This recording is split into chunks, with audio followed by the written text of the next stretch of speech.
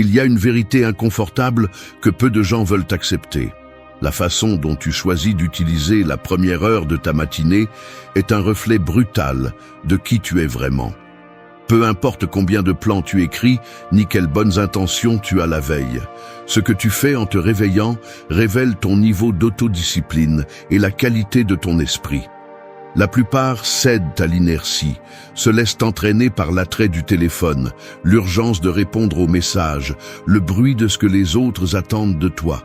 C'est ainsi que commence la journée pour presque tout le monde, en étant l'effet de forces externes, pas la cause de sa propre vie. Mais il existe une autre façon de commencer. Le stoïcisme n'est pas une théorie à lire avant de dormir. C'est un entraînement mental quotidien, un mécanisme de défense et de progrès.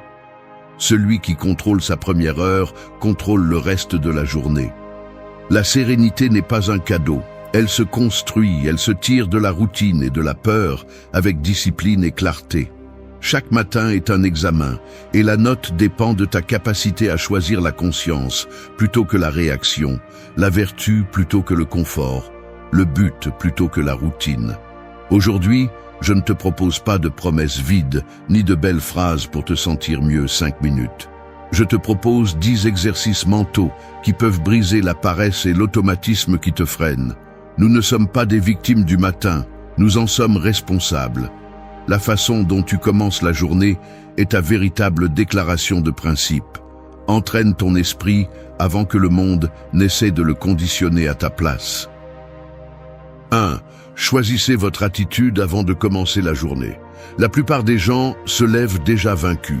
Ce n'est pas que la journée les batte, c'est qu'ils ne se battent même pas. À peine ouvrent-ils les yeux et leur premier acte est de se rendre. Ils prennent leur téléphone, s'immergent dans des messages d'autrui et sans s'en rendre compte, ils cèdent le contrôle de leur humeur à tout ce qui apparaît sur l'écran. Si vous commencez ainsi, ce n'est pas le destin qui vous pousse, c'est vous-même qui vous met la corde au cou chaque matin. Il est facile de se justifier en disant que vous ne pouvez pas l'éviter, que c'est ainsi que fonctionne la vie moderne, ou que demain, vous ferez les choses différemment. Mais ces phrases sont l'usine de la faiblesse. Ce que vous ne maîtrisez pas dans la première heure, vous le maîtriserez le reste de la journée. Et c'est un fait. L'attitude avec laquelle vous vous levez est votre première décision, pas un accident. Ici, il n'y a pas de place pour les excuses. Vous êtes responsable de ce que vous permettez d'entrer dans votre esprit à peine réveillé. Allez-vous choisir de commencer la journée avec de l'anxiété empruntée ou avec une direction propre? Si votre première pensée est réactive, vous avez déjà perdu l'initiative. Si vous ne prenez pas une position ferme avant de sortir du lit, n'importe quel courant vous emportera et, à midi, vous serez déjà en train de répéter des schémas automatiques, justifiant vos réactions, accumulant de la frustration en vous sentant à la merci de tout et de tous. Il ne s'agit pas de se sentir motivé, il s'agit d'exercer un contrôle. Un stoïque n'attend pas que les circonstances soient favorables pour décider qui il veut être. Je ne vous parle pas de sourire faux ni de positivisme bon marché. C'est autre chose. Reconnaître, de front et sans anesthésie, que votre attitude est l'outil le plus puissant que vous ayez et que, si vous ne l'utilisez pas, vous la gaspillez. Il y a un moment, à peine vous ouvrez les yeux, où vous pouvez choisir entre suivre le même scénario ou en écrire un nouveau. Cette décision est un petit acte de rébellion contre l'inertie. Et oui, c'est difficile. Au début, ça fait mal. Mais chaque fois que vous choisissez la conscience, vous gagnez du muscle mental. Et chaque fois que vous vous abandonnez au pilote automatique, cette dette interne grandit. Demandez-vous, allez-vous être l'auteur de votre journée ou juste un spectateur? Il n'y a pas de neutralité ici. Personne ne va vous offrir de la clarté, de l'autodiscipline ou un but. La première minute de la journée est à vous ou elle est aux autres. Choisissez votre attitude ou quelqu'un d'autre la choisira pour vous. La différence entre une journée gâchée et une journée vécue commence dans ce choix silencieux. Le caractère se forge quand personne ne vous regarde. Ce que vous tolérez le matin définit ce que vous permettez dans votre vie. La médiocrité est confortable, mais elle vous coûte cher avec les années. Proposez-vous, aujourd'hui, avant de sortir du lit, Je décide d'être maître de mon humeur. Personne ne va mener cette bataille pour vous. Commencez par vous-même et ne négociez pas avec votre faiblesse. 2. Protège ton esprit du bruit extérieur. À peine ouvres-tu la porte de ta maison, le monde est déjà en train de parler. Klaxons, voix, notifications, annonces collées sur les murs, fragments de conversation d'autrui. Tout rivalise pour attirer ton attention, comme si ton esprit était un écran public sur lequel n'importe qui peut laisser un message. Il est facile de se perdre là-dedans, de laisser la première vague d'informations t'emporter et dicter ton humeur, tes priorités, même les préoccupations que tu vas porter toute la journée. Parfois, il n'est même pas nécessaire de sortir. Il suffit d'allumer le téléphone ou de regarder les emails pour sentir que quelque chose d'extérieur décide déjà pour toi. Et si tu le permets, la clarté avec laquelle tu t'es réveillé se trouble, comme une eau claire qui devient trouble au premier contact avec la boue. Ce n'est pas un hasard si tu termines épuisé avant midi. Ton esprit traite des centaines de stimuli que tu n'as même pas choisis, et chacun laisse un petit résidu, une inquiétude, un doute, un désir qui n'était pas le tien jusqu'à ce que quelqu'un le sème sans demander la permission. Dans ce désordre, le plus facile est de perdre le fil de tes propres intentions et de commencer à fonctionner en mode automatique, répondant à ce que les autres attendent, à ce que l'environnement exige, à ce qu'un écran dicte. Le mécanisme est subtil. On pense qu'on choisit, mais en réalité, on ne fait que réagir. Si tu ne filtres pas ce que tu laisses entrer dans ta tête, tu finis par vivre avec des idées empruntées et des émotions de seconde main. Il y a un piège caché dans l'excès d'informations. Cela te donne l'impression d'être connecté, mais en réalité, cela te fragmente. Chaque morceau de nouvelles, chaque opinion d'autrui, chaque urgence fausse épuise ton énergie mentale, jusqu'à ce qu'il te soit difficile de distinguer l'important de l'accessoire.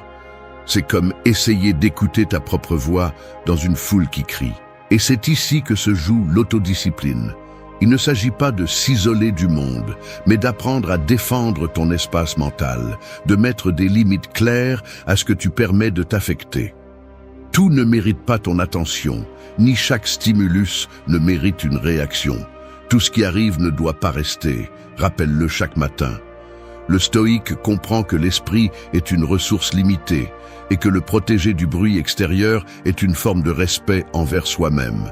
Il ne s'agit pas d'arrogance, mais d'hygiène mentale. Si tu ouvres la porte à chaque message, à chaque opinion, à chaque demande d'autrui, tu finis par devenir esclave d'un agenda qui n'est pas le tien.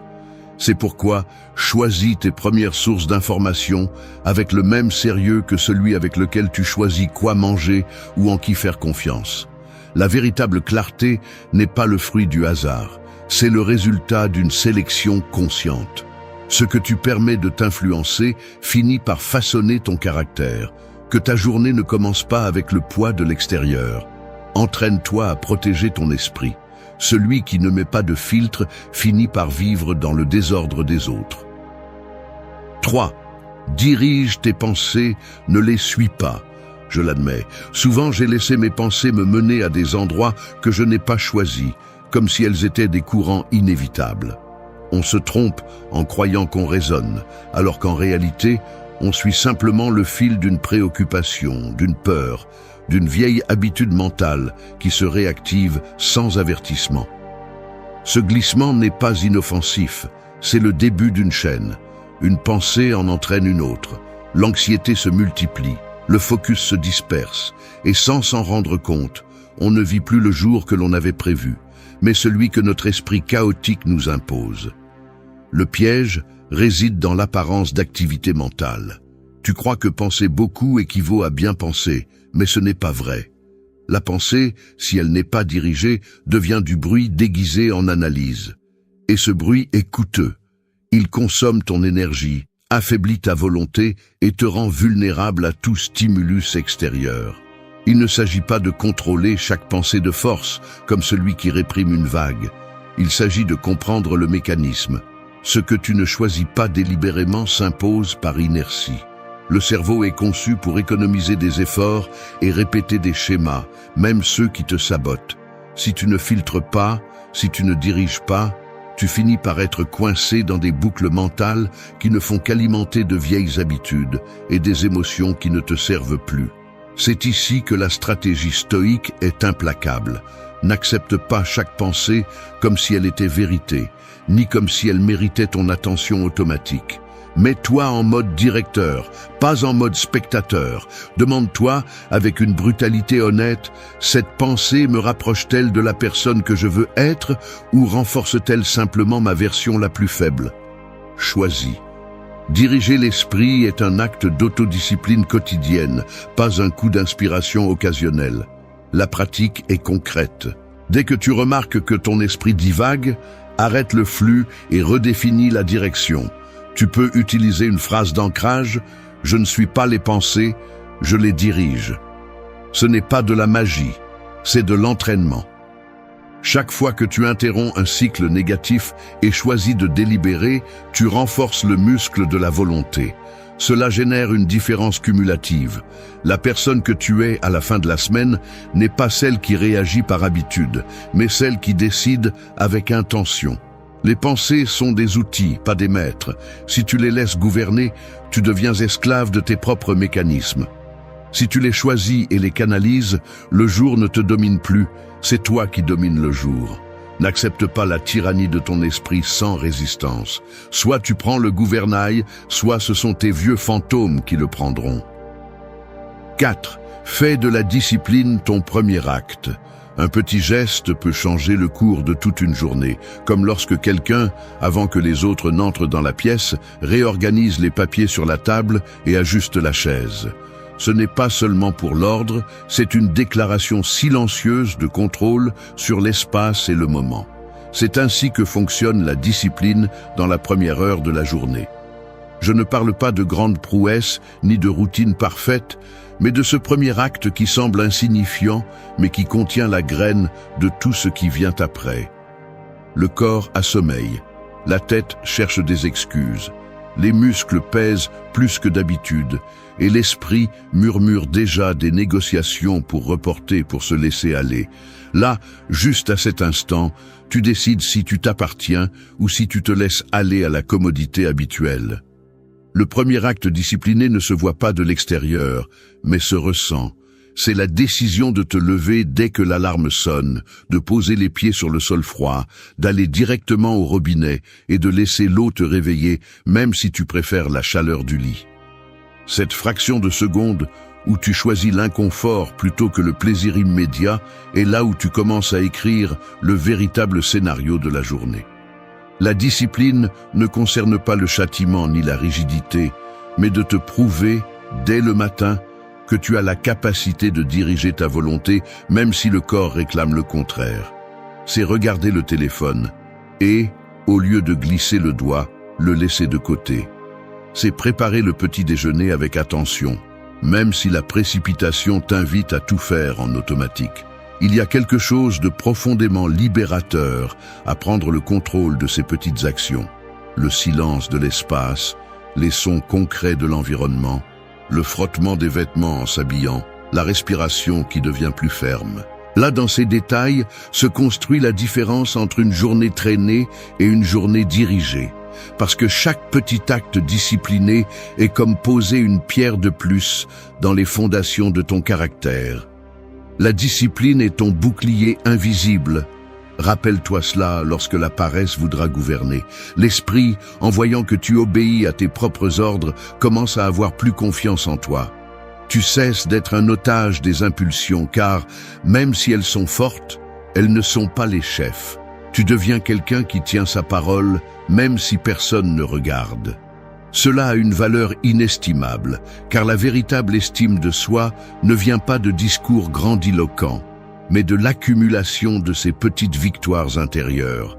Personne ne t'applaudit pour ne pas regarder ton téléphone, pour commencer une tâche qui te met mal à l'aise, pour sortir marcher même si tu préfères rester au lit. Mais là, dans ce silence, se forge la personne que tu vas respecter à la fin de la journée. Le premier acte discipliné n'est pas négociable. Si tu cèdes, tout le reste perd de sa force. Fais de la discipline ton premier acte et tout le reste s'organisera derrière. Si tu maîtrises le début, tu maîtrises la journée. 5. Trouve de la force dans l'inconfort. Le confort te rend plus faible que n'importe quel adversaire réel. C'est aussi simple que cela. Si tu te réfugies dans la tiédeur, tu t'entraînes à céder chaque fois que la vie te demande un effort. Personne ne devient fort en évitant l'inconfort. Chaque fois que tu choisis le chemin facile, tu nourris justement la partie de toi qui te sabote le plus. La société entière te vend l'idée que tu mérites un plaisir immédiat, un repos sans l'avoir gagné, une gratification sans lutte. C'est du poison, une anesthésie pour le caractère, un piège qui te transforme en otage de tes propres désirs paresseux. Il faut le dire sans détour. Si tu cherches à grandir, l'inconfort n'est pas un obstacle, c'est le seul maître qui ne ment pas. La douleur momentanée de surmonter la paresse, l'inconfort physique de l'exercice, l'effort de rester concentré quand tu préférerais te distraire, sont des investissements. Chaque inconfort supporté consciemment est une brique de plus dans la forteresse de ta volonté. Ce qui te coûte, te construit. Et ce n'est pas un slogan, c'est une réalité biologique et psychologique. Tu veux savoir pourquoi tu continues à répéter les mêmes erreurs? Parce qu'à peine quelque chose te dérange, tu abandonnes. Tu changes de tâche, cherches une distraction, inventes des excuses de adulte fatigué. Ce n'est pas le destin, ce n'est pas la génétique, ce n'est pas la malchance. C'est ta tolérance à l'inconfort qui détermine ta limite. Si tout ce que tu fais est conçu pour éviter tout contact avec l'inconfort, prépare-toi à une vie de faiblesse et de regret. Le stoïcisme n'est pas une littérature ancienne, c'est un entraînement mental pour résister au poids de la vie sans plier. Observe tes matins. Quand le corps demande 5 minutes de plus au lit, quand l'esprit exige que tu reportes ce qui est difficile, c'est là que tout se joue. Celui qui cède à ses petites gênes cède ensuite dans les grandes choses. La force n'est pas spontanée, elle se cultive dans la répétition inconfortable. Arrête de glorifier la facilité, arrête de te protéger de ce qui te fait un peu mal. Le véritable respect de soi naît lorsque tu supportes l'inconfort et que tu restes ferme. L'inconfort est l'alchimie de ceux qui refusent d'être moyens. Prends-le comme une loi. N'attends pas de te sentir prêt. Le moment d'inconfort n'est jamais agréable, mais c'est là que se trouve l'or. Lorsque tu choisis délibérément ce qui est difficile, tu te prouves que tu es capable de gouverner ton esprit et ton corps. C'est la différence entre une journée médiocre et une journée de véritable avancée. Tu n'es pas spécial en évitant la douleur, tu es commun. Celui qui embrasse l'inconfort comme partie de l'entraînement quotidien est celui qui finit par exceller dans n'importe quel domaine. Alors, la prochaine fois que le matin te propose 2 chemins, le confortable et l'inconfortable, tu sauras que l'option correcte est celle qui te coûte le plus. Parce qu'il n'y a pas de force sans friction, ni de clarté sans traverser le poids de ce qui dérange. Choisis l'inconfort, et la journée cessera de te sembler un ennemi. 6. Choisis la vertu plutôt que la gratification facile. La gratification facile te rend faible. C'est la racine du problème que presque personne n'ose regarder en face. Il ne s'agit pas seulement de petites décisions, mais de la manière dont tu t'entraînes chaque matin, chaque fois que tu choisis le confortable, l'immédiat, ce qui te promet un soulagement rapide, tu sacrifies une partie de ton intégrité. Le mécanisme est simple et brutal. Tu évites l'effort. Tu tombes dans la tentation de ce qui te séduit un instant et ensuite tu traînes le poids invisible de la culpabilité, de la frustration, de la sensation d'avoir échoué encore une fois. Personne n'a besoin de te le rappeler. Tu le sens dans ton corps et dans ton esprit, car chaque concession à la facilité est un message direct à ton caractère. Tu n'es pas capable de résister. Cette fracture s'accumule. Et peu importe combien d'excuses tu inventes pour la cacher, cela se voit dans ta manière de regarder la journée, dans la peu d'énergie avec laquelle tu fais face aux défis, dans cette voix intérieure qui te demande moins que ce que tu sais que tu pourrais donner. La véritable bataille n'est pas contre le plaisir, mais contre la tendance à céder à lui sans filtre. Le problème est beaucoup plus profond que avoir de la volonté. C'est le manque d'un critère interne qui guide tes décisions quand personne ne te voit. Il y a une voix automatique, presque programmée, qui t'invite à prendre le raccourci, dormir 5 minutes de plus, vérifier le téléphone par habitude, manger n'importe quoi, juste parce que c'est à portée de main.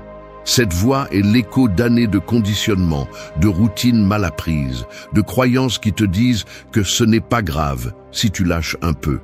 Mais si, ça l'est. Chaque acte d'auto-indulgence est un recul silencieux qui façonne l'identité que tu tolères d'être. La gratification immédiate est une dette à long terme. Elle te vole l'opportunité de ressentir une véritable fierté pour qui tu es à la fin de la journée. La clé est de cesser de négocier avec tes faiblesses et de commencer à choisir ce qui renforce ton caractère, même si ça fait mal, même si ça coûte, même si personne ne le remarque. Il ne s'agit pas de vivre une vie de privation absurde, mais de comprendre que la vertu, la tempérance, l'honnêteté, l'autodiscipline a une valeur qui ne se mesure pas en plaisir momentané, mais en la qualité de la personne que tu construis avec chaque décision. Il faut regarder en face tes propres excuses. As-tu vraiment besoin de cette gratification ou es-tu juste en train de fuir le travail intérieur que tu sais que tu dois faire ? L'esprit s'habitue vite à la facilité, mais il peut aussi être entraîné à choisir ce qui élève, ce qui laisse une empreinte positive sur ton estime de soi. La vertu n'est pas négociable, répète-le lorsque la tentation se présente. L'intégrité ne se construit pas dans les grands moments, mais dans ces secondes inconfortables où tu choisis le chemin difficile parce que tu sais qu'il est le bon. Le plaisir sans mérite ne laisse pas de paix, seulement du vide. La gratification facile est l'ennemi de la liberté. Si tu veux du respect de soi, choisis la vertu, même si tout ton corps réclame le contraire. Maîtrise aujourd'hui, satisfaction réelle demain. 7. Anticipe les défis, pas les thèmes. Vous sortez de chez vous et à peine quelques mètres parcourus, le trafic est bloqué. Il y a une file d'attente au magasin, quelqu'un vous parle à la hâte et vous avez déjà la sensation que la journée se complique avant même de pouvoir prendre de l'élan. Ce n'est pas de la malchance, ni un coup du sort. La vie n'est pas conçue pour vous laisser le chemin libre, et si chaque petit contretemps vous surprend comme s'il s'agissait d'une injustice, c'est parce que vous continuez à espérer que tout fonctionne selon vos désirs. Voici l'erreur fondamentale. La plupart des gens abordent la matinée comme si c'était une feuille blanche, espérant qu'elle reste propre, alors qu'en réalité, le monde vient déjà avec des tâches, des obstacles, des exigences extérieures et des désajustements inévitables. Si vous n'anticipez pas cela, vous devenez otage de votre propre naïveté, réagissant avec frustration à chaque faux pas, accumulant irritation et interprétant chaque inconvénient comme une offense personnelle. C'est vivre sur la défensive, et cela vous épuise bien avant midi. Ce qui distingue ceux qui avancent avec assurance, ce n'est pas qu'ils aient moins de problèmes, mais qu'ils s'entraînent à attendre les défis et à les affronter sans drame. Le mécanisme est clair. Si au réveil vous partez du principe que la journée apportera des difficultés, et vous le faites de manière consciente, pas résignée, votre esprit se programme pour répondre, pas pour se lamenter.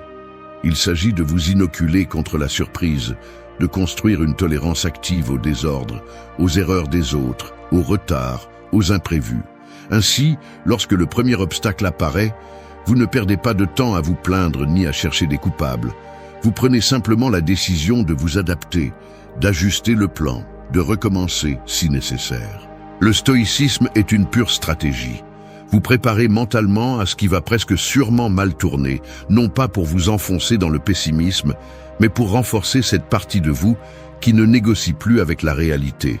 Si vous savez qu'il y aura du poids, vous ajustez votre posture. Si vous savez que tout peut changer sans avertissement, vous entraînez la flexibilité de votre caractère. Anticiper n'est pas craindre. C'est décider à l'avance que vous ne vous briserez pas.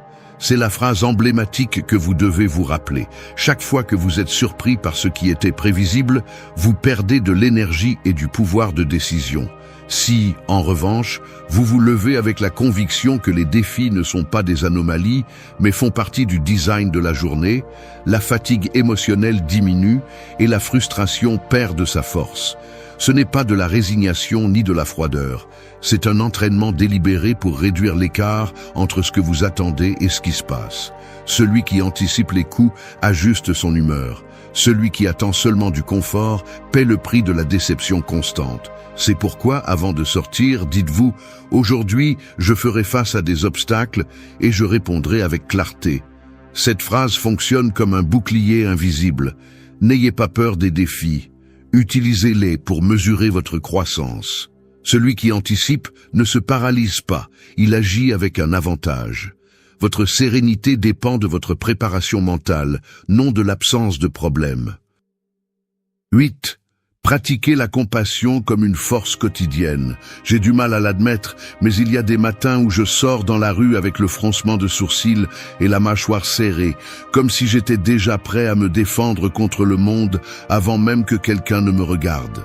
Je sens le poids de mes propres préoccupations s'accumuler derrière mes yeux et, en croisant des inconnus, la dernière chose à laquelle je pense est de les voir comme des personnes traversant leur propre bataille.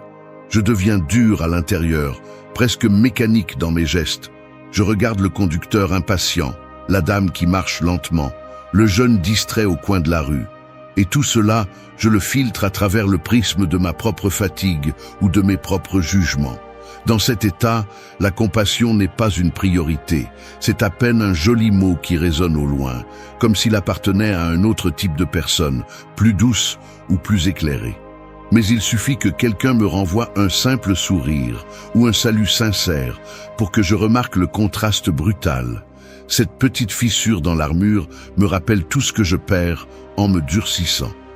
La compassion n'est pas une faiblesse, c'est un muscle qui s'atrophie si tu l'ignores, et chaque matin j'ai le choix de l'exercer ou de le laisser mourir. Dans la pratique, la compassion commence par les choses les plus simples. Prêter attention au visage, reconnaître la fatigue dans les yeux des autres, remarquer comment quelqu'un tient son téléphone avec des mains tremblantes, ou comment un travailleur ramasse les ordures tout en levant à peine la tête.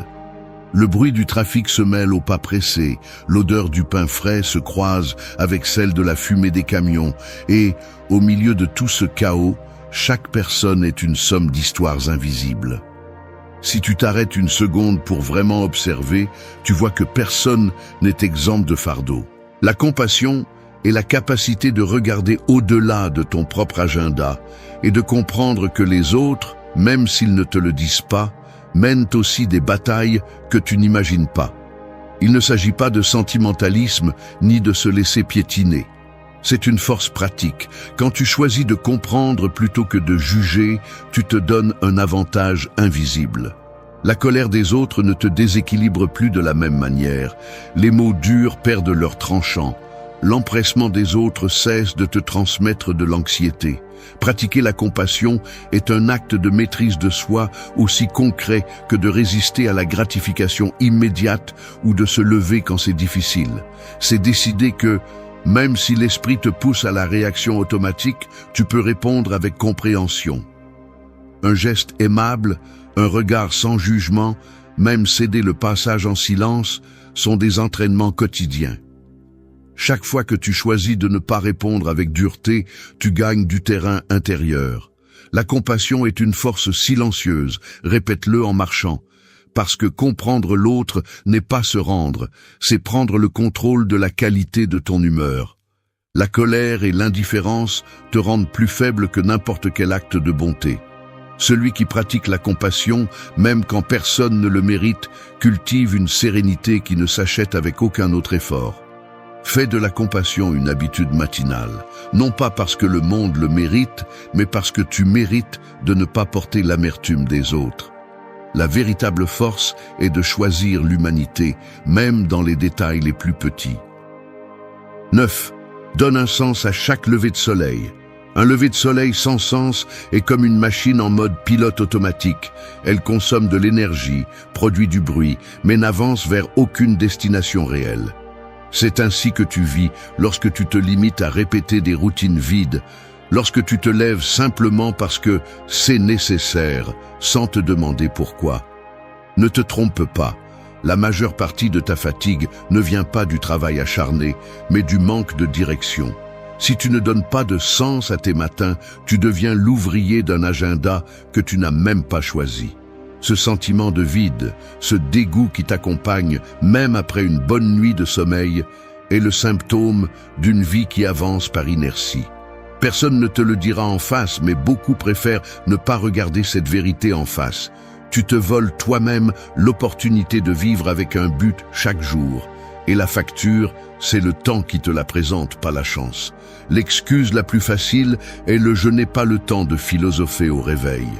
Tu n'as pas besoin d'heures de méditation, tu as besoin d'une brutalité d'honnêteté. Chaque jour que tu commences sans te demander « pourquoi me lève-je vraiment ?», tu te mets entre les mains du vide. Ne te cache pas derrière des obligations, ni ne te réfugie dans la routine confortable de faire pour faire. Si ton seul but matinal est de survivre à la journée, alors tu as déjà perdu la bataille avant même de commencer. Donne un sens à chaque lever de soleil, même si c'est inconfortable de regarder tes propres motivations faibles. Le sens ne se trouve pas, il se construit. C'est une décision, pas un accident. Es-tu prêt à tolérer une existence sans cap, juste pour éviter l'effort de te poser des questions difficiles ? Si c'est le cas, alors accepte la médiocrité comme ta compagne silencieuse. Celui qui ne donne pas de sens finit par être décoré dans la vie des autres. Grave-toi cela. Tu n'as pas besoin de grands mots ni de discours inspirants. Ce dont tu as besoin, c'est d'une définition agressive de ce que tu vas défendre ce jour-là, de ce que tu ne vas pas négocier, de ce que tu vas construire, même si cela coûte. Le but est l'encre qui empêche le courant de la paresse et de la confusion de t'entraîner vers le néant. Un jour avec sens est un jour qui dérange, car il exige quelque chose de toi. Attention, courage, engagement. Ce n'est pas de la poésie bon marché. C'est te demander, à voix haute si nécessaire, quelle valeur réelle vais-je ajouter aujourd'hui à ma vie et à celle des autres. Si tu ne réponds pas, la réponse sera le vide. Ne t'échappe pas avec l'excuse que tout le monde vit ainsi.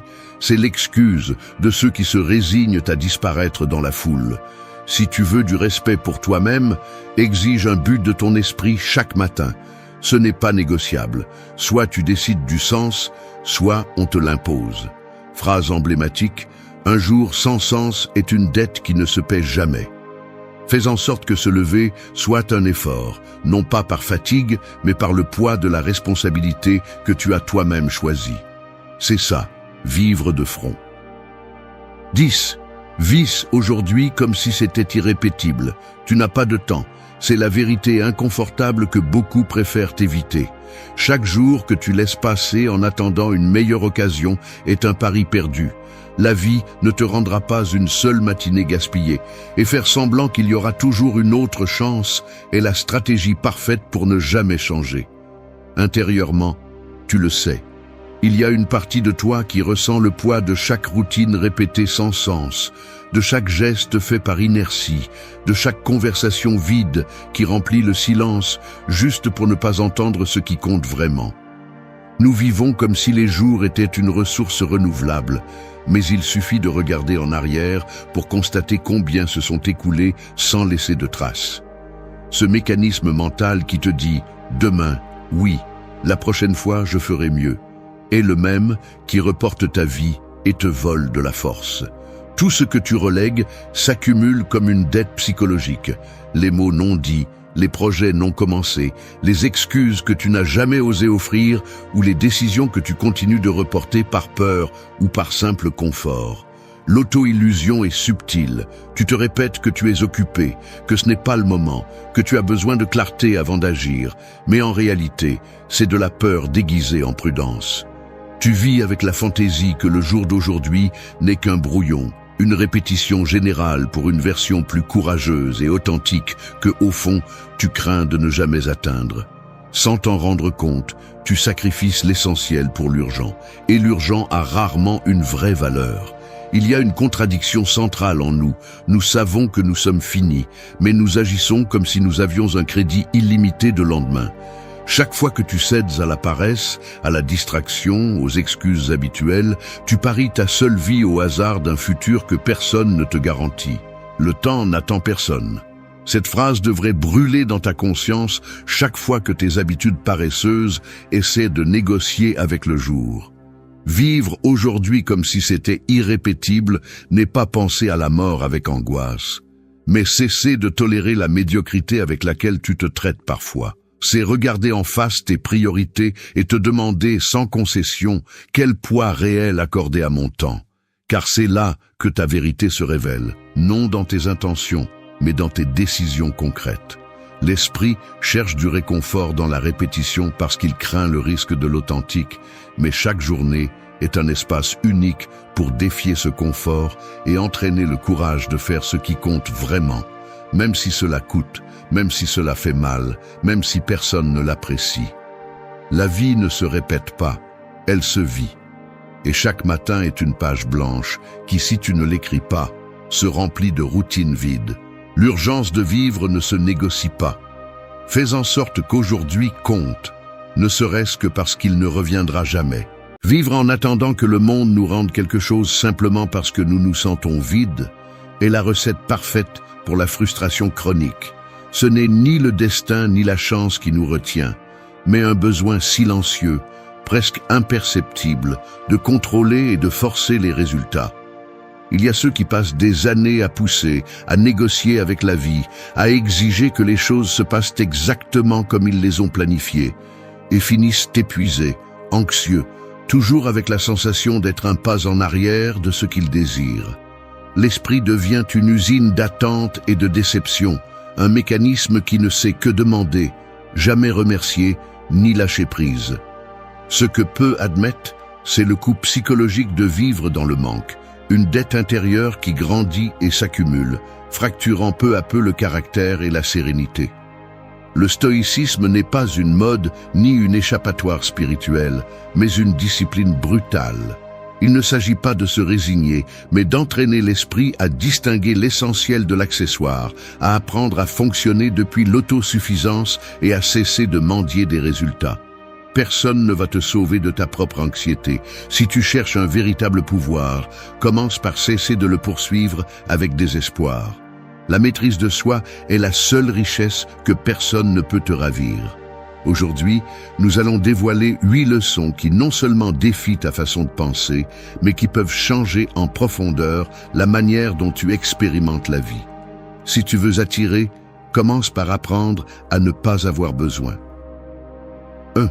Arrête de poursuivre depuis le manque, arrête de poursuivre comme si tu étais en faillite émotionnelle. Personne ne te doit rien. Le monde ne va pas te récompenser pour courir après ce que tu désires avec anxiété et désespoir. Ce sentiment d'urgence, ce vide qui te pousse à agir depuis le manque, ne te rapproche pas de ce que tu veux.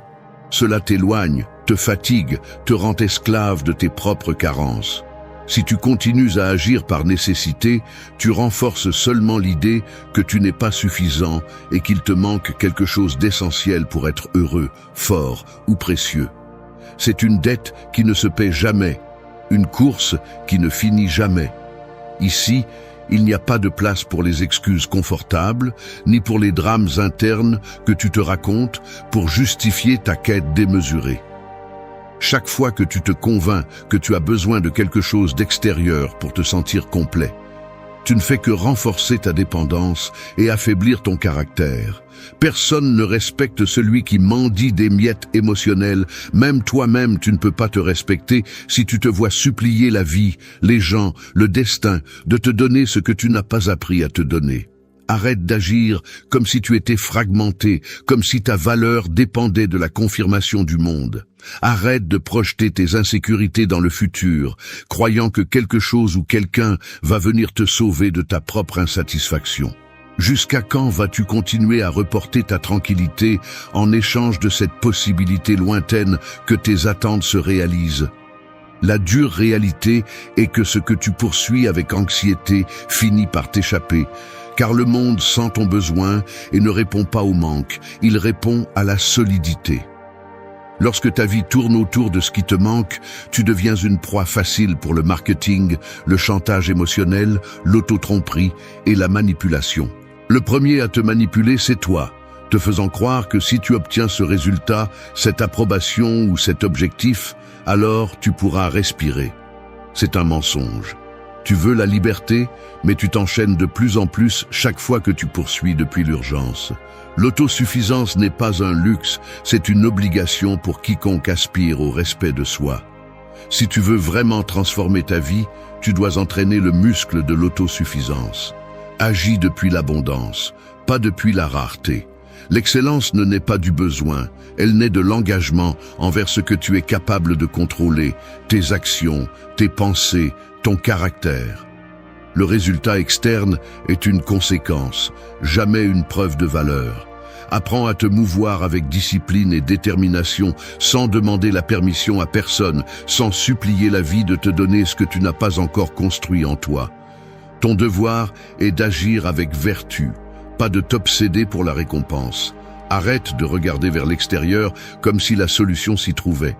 Le poids de ton anxiété pour le résultat est un fardeau inutile. Lâche-le une bonne fois pour toutes. Ce que tu attires n'est pas parce que tu poursuis, mais parce que tu es pendant que tu agis. Personne ne peut te combler si tu ne décides pas de cesser d'opérer depuis le vide. Tu n'attires que ce que tu es prêt à soutenir. Si tu veux du respect, commence par cesser de le mendier. Si tu veux des résultats, arrête de t'obséder avec eux et deviens excellent dans le processus. Si tu veux la paix, arrête de négocier avec ta propre esprit et accepte la vie comme elle vient, sans peur, sans attente toxique, sans ce filtre qui déforme tout.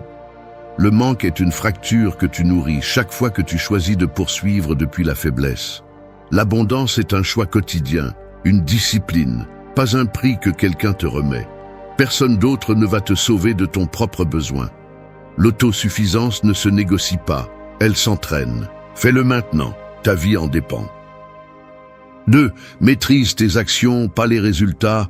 Tu te lèves et vérifies ton téléphone avant même d'ouvrir correctement les yeux.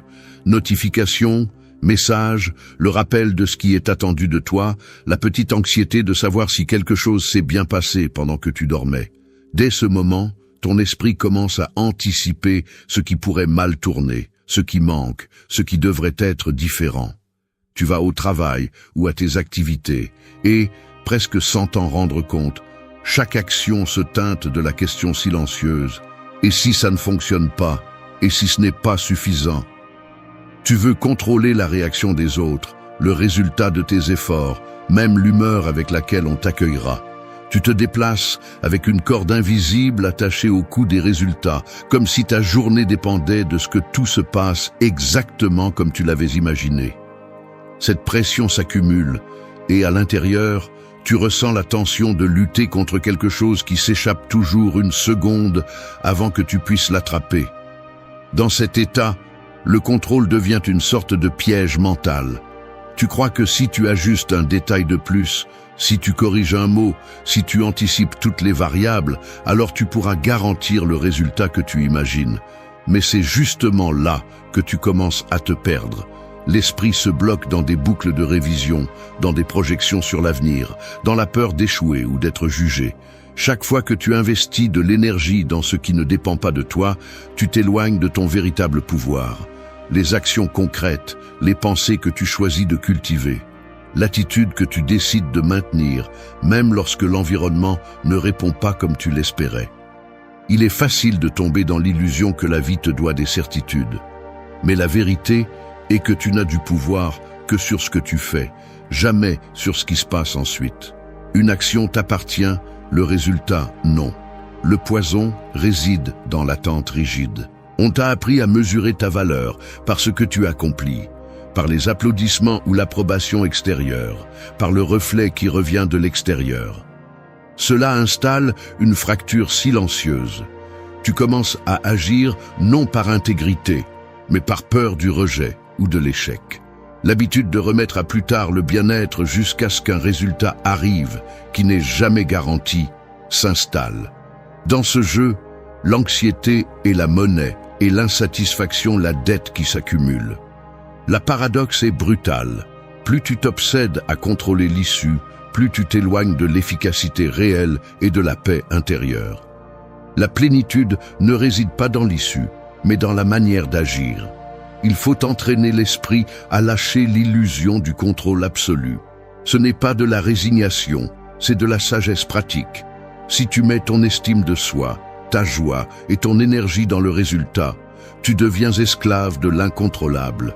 Mais si tu décides de maîtriser tes actions, de perfectionner ton processus, d'affiner ta discipline et de t'engager dans le présent, alors tu récupères le véritable pouvoir. Il ne s'agit pas de cesser de faire des efforts, mais de changer d'axe.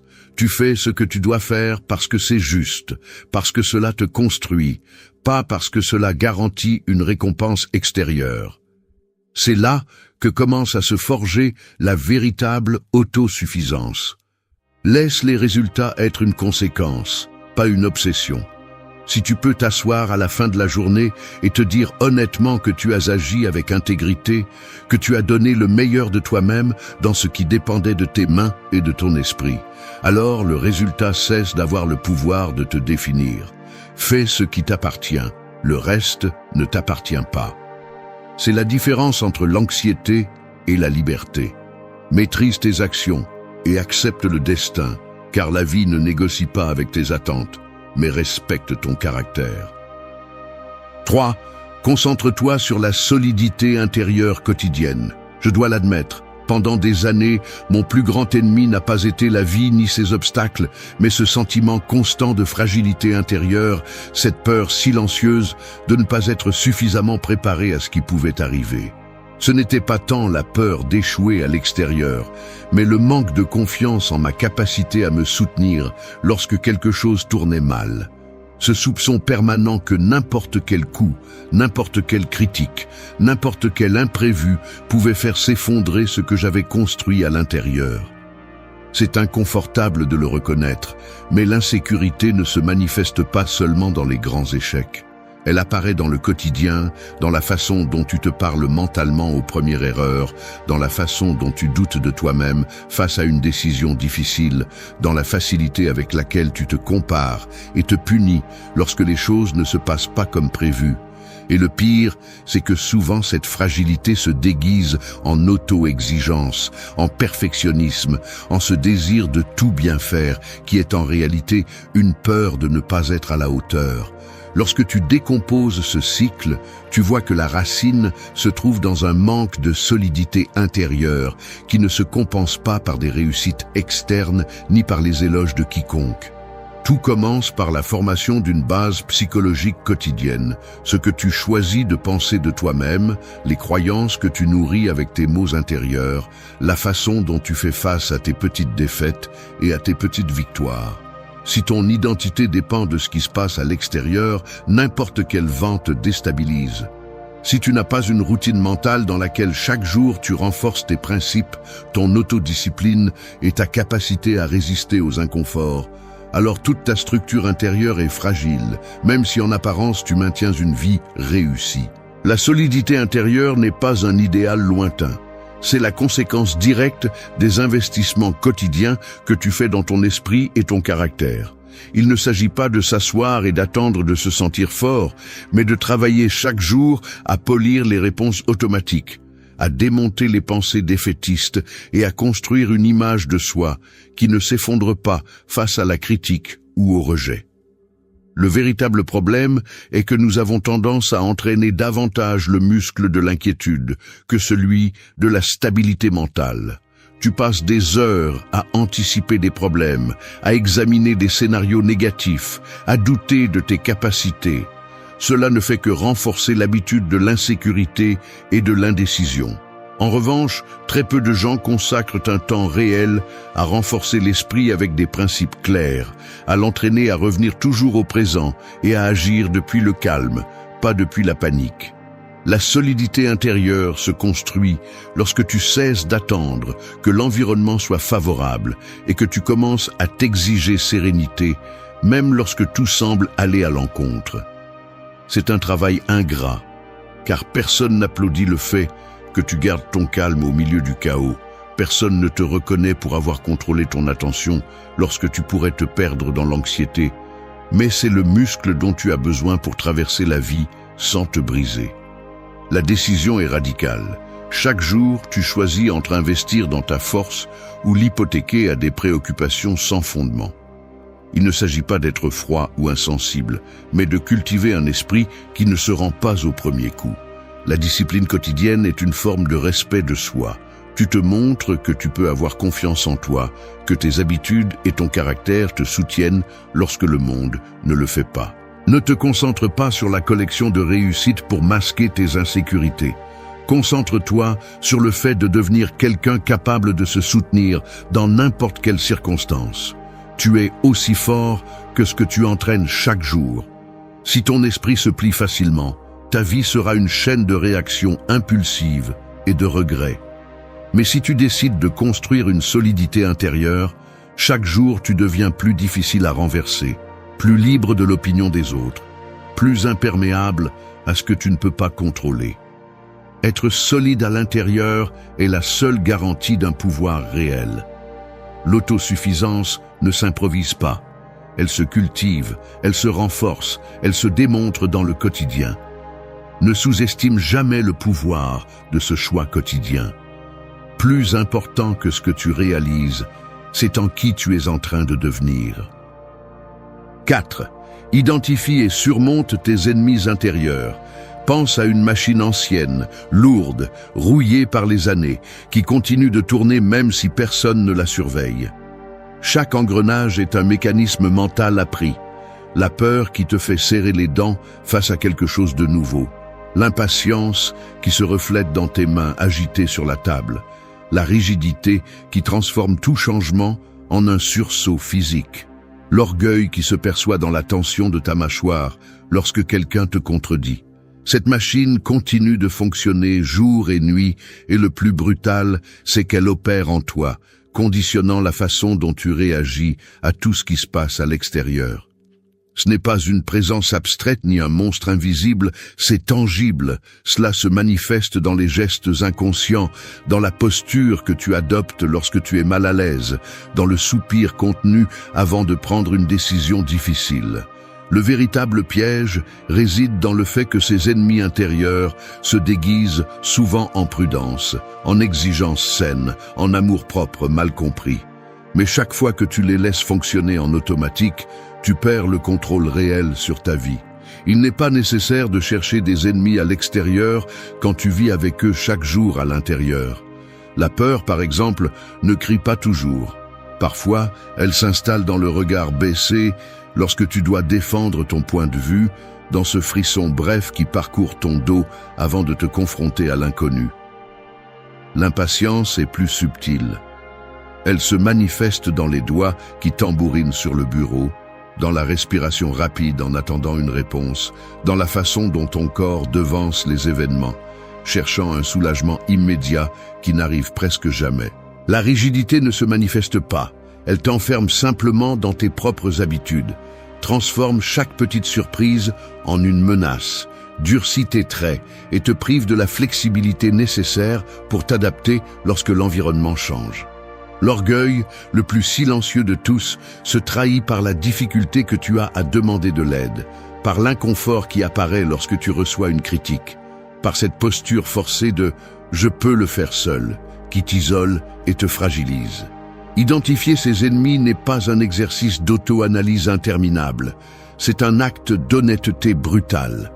Il suffit d'observer tes réactions physiques, ce nœud dans l'estomac lorsque tu crains d'échouer, la mâchoire serrée lorsque tu veux avoir raison à tout prix, la respiration saccadée lorsque ton anxiété te pousse à accélérer sans raison. Ne les rationalise pas, observe-les. Si tu as le courage de regarder ces mécanismes en face, tu cesses d'être une victime et tu deviens responsable. Personne ne peut vaincre ce qu'il n'ose pas nommer.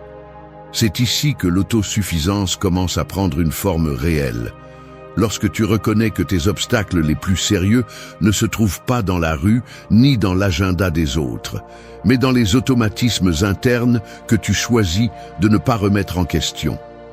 La prochaine étape est de rompre le cycle.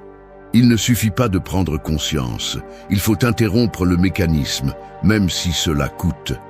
La peur doit être poussée à l'action.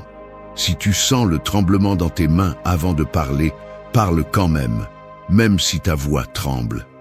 L'impatience se surmonte en entraînant l'attente. Respire profondément. Résiste à l'impulsion d'exiger des résultats immédiats. Apprends à tolérer le vide entre ce que tu fais et ce que tu reçois. La rigidité se combat par de petits actes de flexibilité. Change de route, accepte une erreur sans dramatiser, permets à quelque chose de ne pas se dérouler comme prévu sans l'utiliser comme justification pour abandonner. L'orgueil se dissout en pratiquant l'humilité. Accepte de l'aide, écoute vraiment, lâche cette nécessité absurde de tout contrôler. Il n'y a pas de transformation sans inconfort. Si le muscle ne fait pas mal, il ne grandit pas. C'est la loi. Tes ennemis intérieurs ne commandent que si tu obéis sans résistance. La véritable liberté commence lorsque tu es capable d'identifier le mécanisme et de décider d'agir différemment. Chaque fois que tu surmontes une réaction automatique, tu gagnes un gramme de pouvoir réel sur toi-même. Il ne s'agit pas d'éliminer les ennemis intérieurs, mais d'apprendre à vivre au-dessus d'eux. La maîtrise de soi, c'est ce qui se cultive, c'est ce qui attire le respect et la solidité. Personne ne peut te donner cette victoire, ni te retirer le poids de vivre avec toi-même. Le plus grand sabotage est d'ignorer ce que tu portes en toi. Celui qui maîtrise ses mécanismes maîtrise sa vie. 5. Cultive la discipline, pas l'anxiété. L'anxiété est une discipline gaspillée. L'énergie que tu consacres à imaginer le pire, tu pourrais l'investir à construire le meilleur. Ne te trompe pas, l'anxiété et l'obsession du contrôle déguisent leur faiblesse par un effort apparent. Ce qui semble être de l'hyperactivité est au fond la peur de ne pas être capable de supporter l'incertitude. Cette urgence à anticiper tout, à vérifier 2 fois ce que tu as déjà fait, à corriger jusqu'au dernier détail, n'est pas une vraie discipline. C'est une addiction à la souffrance auto-infligée. Arrête de te vendre le mensonge confortable que s'inquiéter est être responsable. La discipline ne naît pas de l'angoisse. Elle naît d'un engagement froid et conscient envers le processus, même si le résultat tarde à arriver ou n'arrive jamais comme tu l'espères. Être discipliné, c'est s'asseoir chaque jour pour faire ce qui est nécessaire, sans demander à l'univers des garanties ni des anesthésiques émotionnels. Être anxieux, c'est avoir besoin de signaux, d'applaudissements et de certitudes pour agir. Et quand tu ne les obtiens pas, tu te paralyses ou tu t'auto-sabotages. La différence est brutale. La discipline renforce, l'anxiété fragmente. Chaque fois que tu choisis l'anxiété, tu paies des intérêts pour une dette que tu as toi-même inventée. La discipline est la décision de cesser d'hypothéquer ta paix pour des résultats qui ne seront jamais totalement sous ton contrôle. Personne ne va te donner de la constance. Tu dois la gagner, et ça fait mal.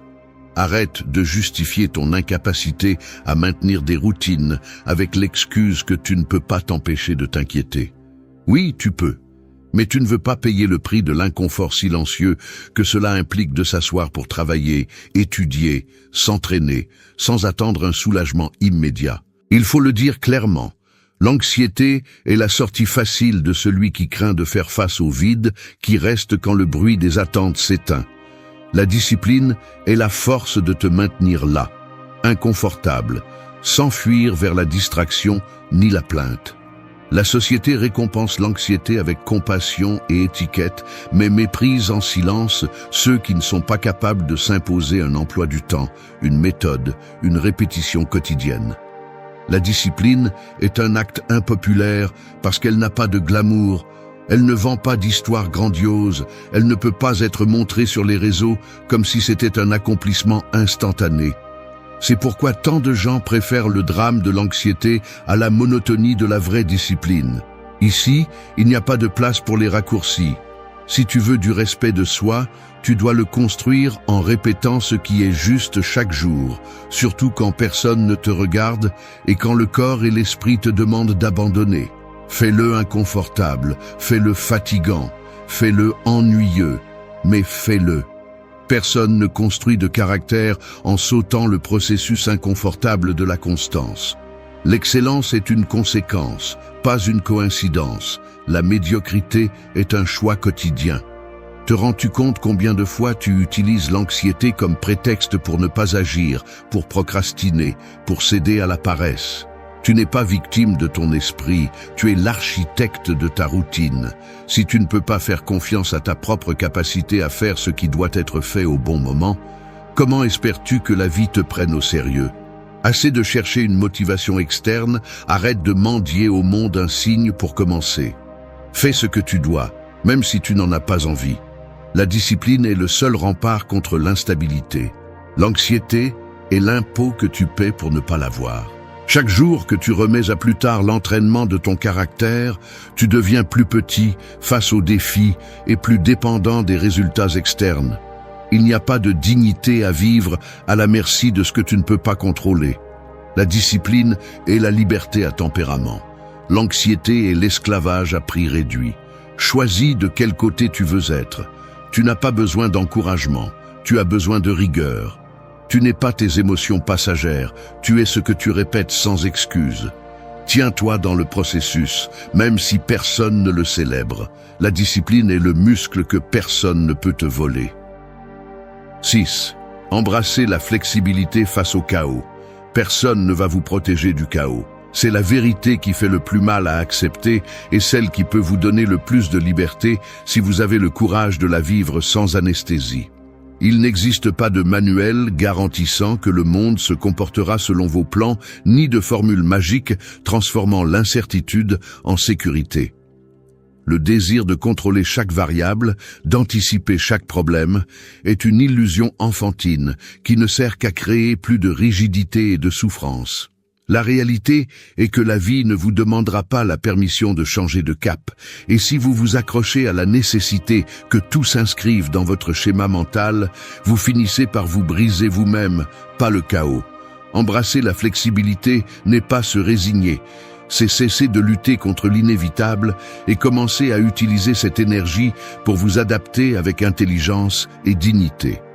Lorsque vous regardez de face vos propres réactions face au désordre, vous voyez combien de temps et d'énergie vous perdez dans une résistance inutile.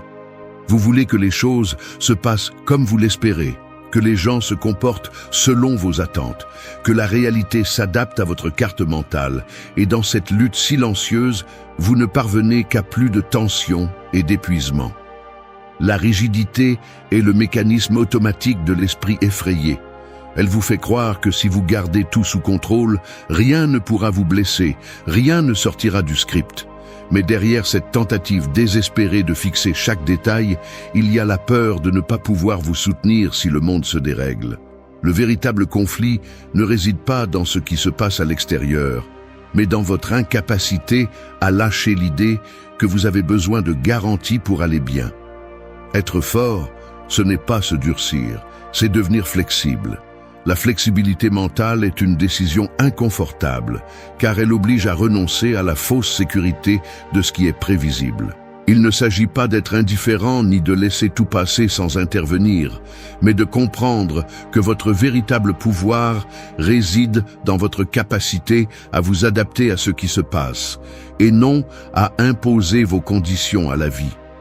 Chaque fois que vous choisissez de répondre plutôt que de réagir, que vous vous permettez d'ajuster votre attitude lorsque les choses changent, vous entraînez le muscle de la flexibilité.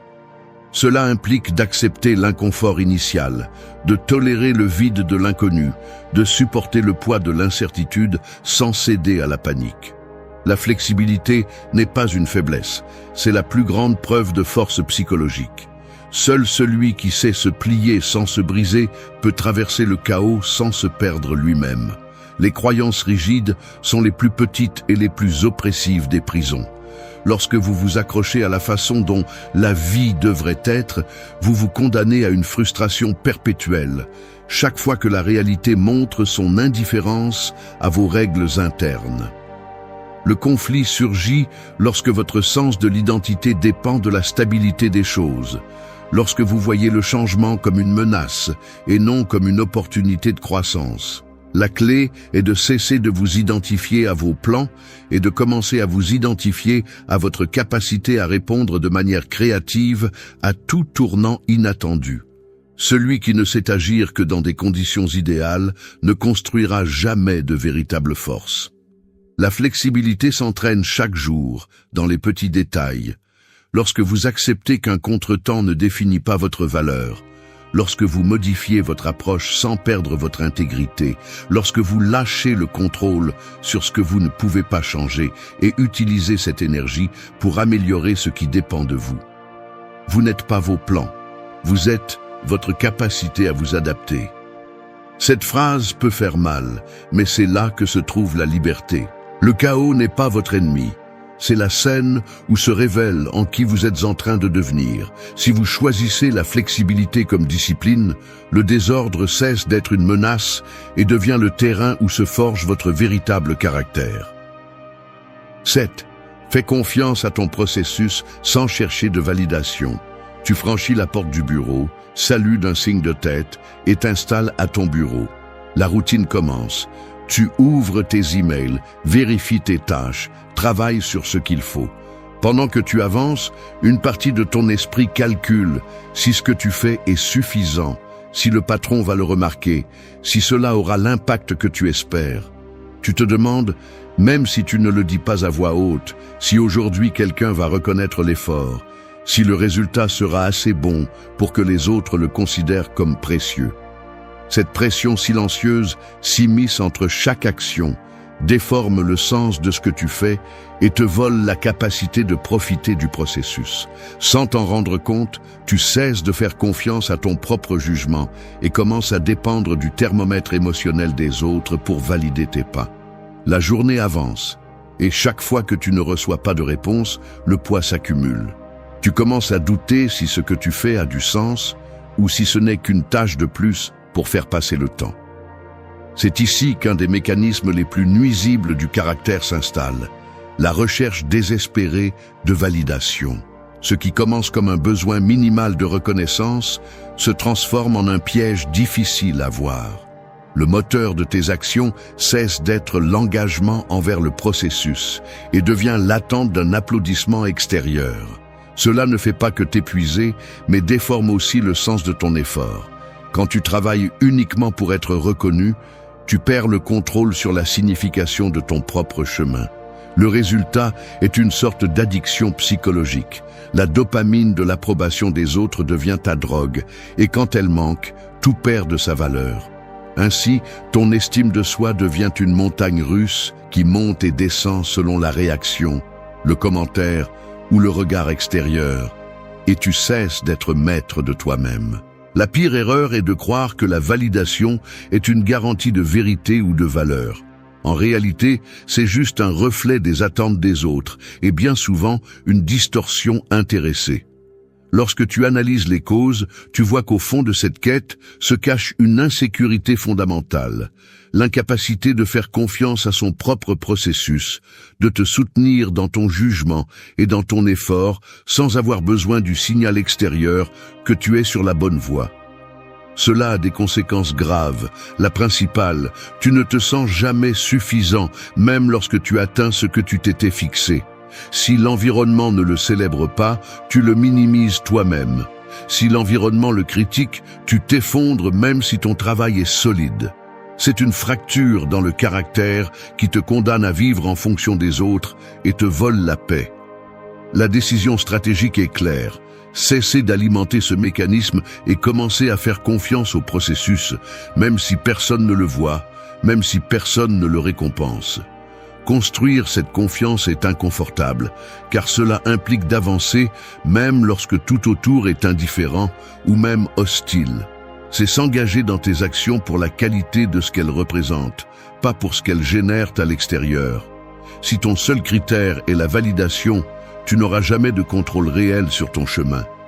Mais si tu choisis de te maintenir dans ton processus, quoi qu'il arrive, tu construis une solidité que ni les applaudissements ni les critiques ne peuvent te ravir.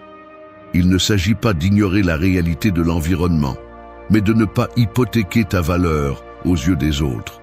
Chaque action que tu répètes par conviction renforce ton caractère et te rend imperméable à la fluctuation des opinions extérieures.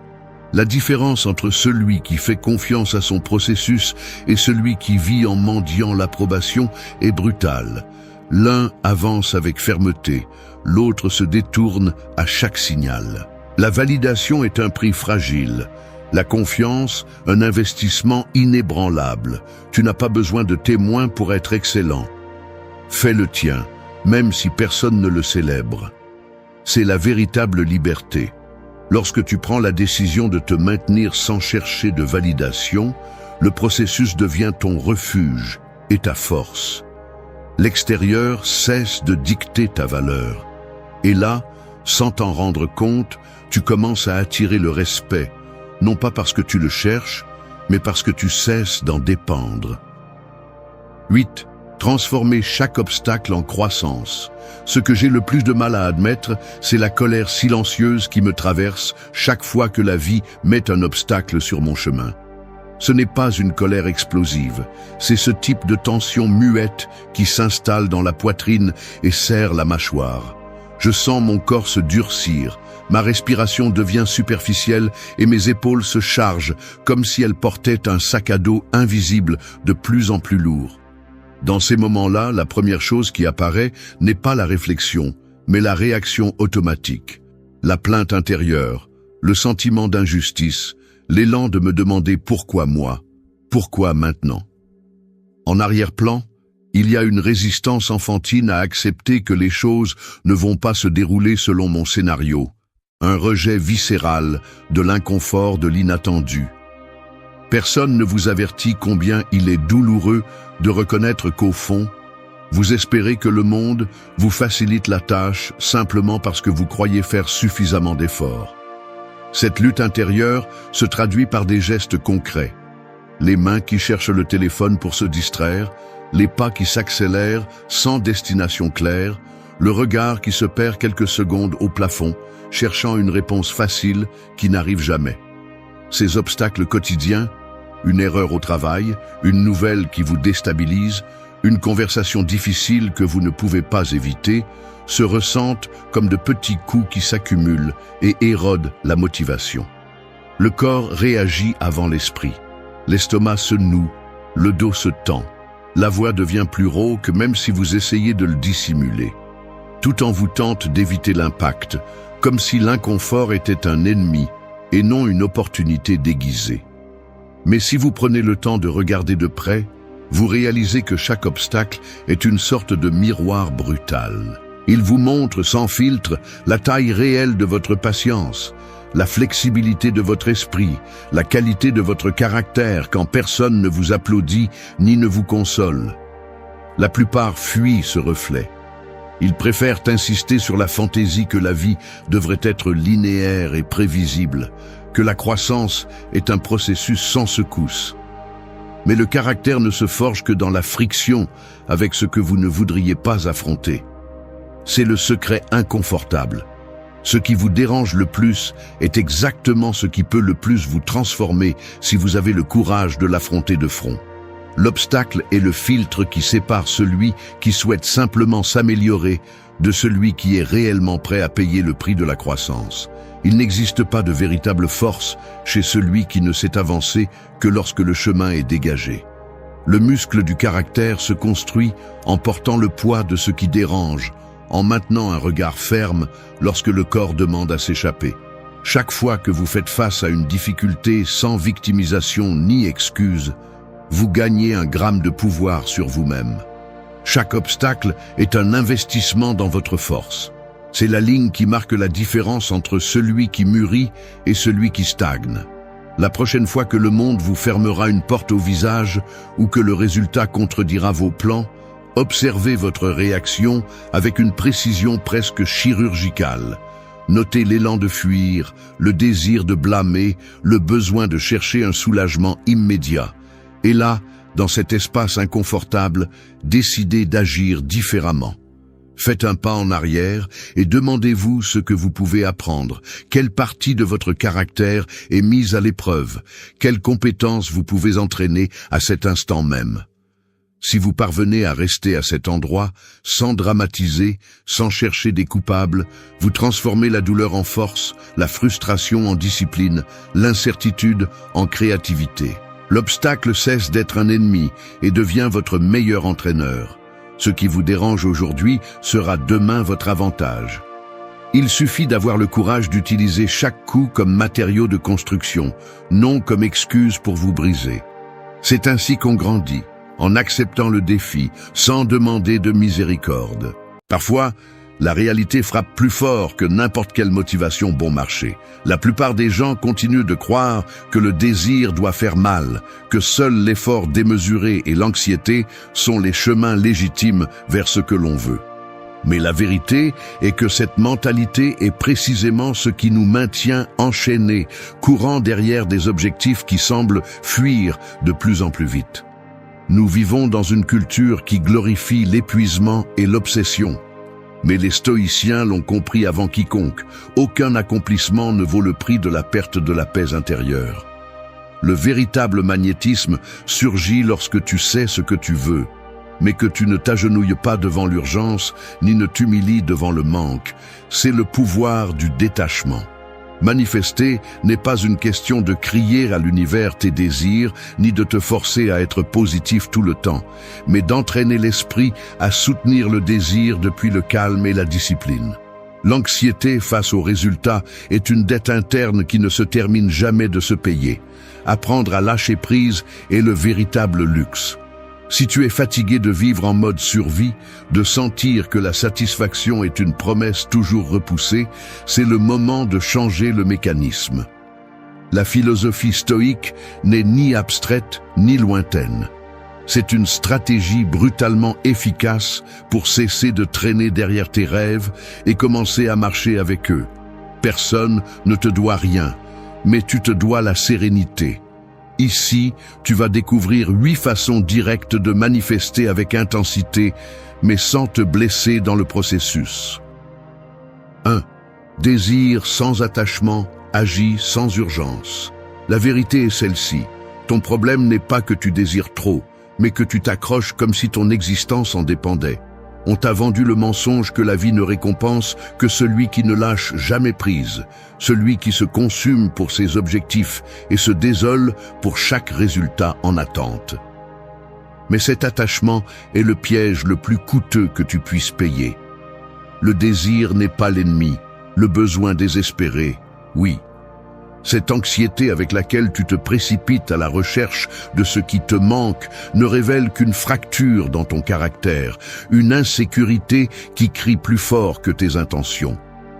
La plupart vivent tellement accrochés à l'objectif, tellement obsédés par ce qui va venir, qu'ils ne profitent jamais du processus réel de construire quelque chose de précieux.